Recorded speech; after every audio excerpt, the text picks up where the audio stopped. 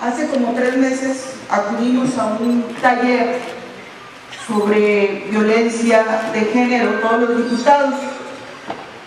Ahí las ponentes nos hacían del conocimiento de que Nayarit tiene el segundo lugar de violencia de género.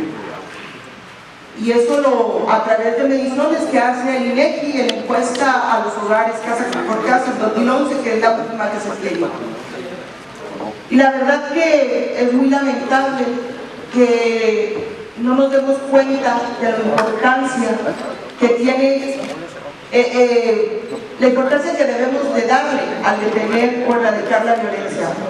Hace días estaba leyendo un artículo del Banco Interamericano de Desarrollo, donde decía que la violencia de género se traduce también en violencia intrafamiliar.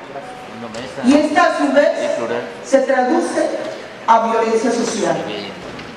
Cuando una mujer es lastimada, violentada en sus hogares, también los hijos son violentados por las mamás en la mayoría de las veces. Y estos hijos que son violentados en la casa, pues son los que salen a la calle. Y como ellos les hemos enseñado que la violencia es permitida en los hogares, pues violentan o los violentan, y así la sociedad se va acostumbrando a vivir en la violencia. Hoy saludamos de verdad esta iniciativa, porque las políticas de género y en defensa de las mujeres en Nayarit pues no es cosa prioritaria. Les un llamado a todos los compañeros diputados para que seamos sensibles, y si realmente queremos que la violencia se empiece a parar, pues vayamos todos a comprometernos y darle recursos a los ayuntamientos.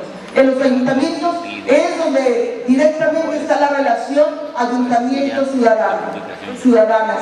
Ahí es donde debemos nosotros apostar. De verdad, yo los invito a que seamos sensibles y que la próxima semana o el día que tengamos que votar presupuesto vaya a ir algo de recursos para la creación de estos institutos. Muchísimas gracias.